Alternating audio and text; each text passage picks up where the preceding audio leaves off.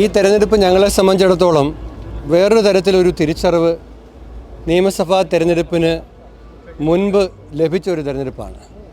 കാരണം ഒരു തെരഞ്ഞെടുപ്പ് ജയിക്കാൻ ഏതറ്റം വരെയും CPM-ഉം BJP-യും പോകും. ഒരു ഘട്ടത്തിൽ അവരത് ഒരുമിച്ച് നിർവഹിക്കും. എക്സ്പ്ലനേഷൻ കൂടാതെ അവർ എക്സ്പോസ് ചെയ്യപ്പെട്ട ഒരു തെരഞ്ഞെടുപ്പാണിത്. എത്രയേറെ ആരോപണങ്ങൾ, വിവാദങ്ങൾ, കത്ത്, പെട്ടി, വ്യാജ വോട്ട്, ഏറ്റവും ഒടുവിൽ വിഭാഗീയമായി സമൂഹത്തെ ചിന്തിപ്പിക്കുന്ന തരത്തിലുള്ള പരസ്യം, പത്രപരസ്യം, അതിന് നൽകിയ വ്യാഖ്യാനം ഇത് നമ്മൾ കണ്ടതാണ്. വോട്ടർമാരെ അണ്ടർ എസ്റ്റിമേറ്റ് ചെയ്യരുതെന്നാണ് MP രാജേഷിനോടും K സുരേന്ദ്രനോടും അതുപോലെ ഇത്തരം കാര്യങ്ങൾ. അപ്പോൾ അതിന് കൂട്ടു നിൽക്കാത്ത ആളുകൾ ആ പാർട്ടികളിൽ തന്നെയുണ്ട്. ഞാൻ അതുകൊണ്ട് അവരുടെ പേരുകൾ പറയുന്നില്ല. ഇത് മതേതര കേരളത്തിൻ്റെ വിജയമാണ്.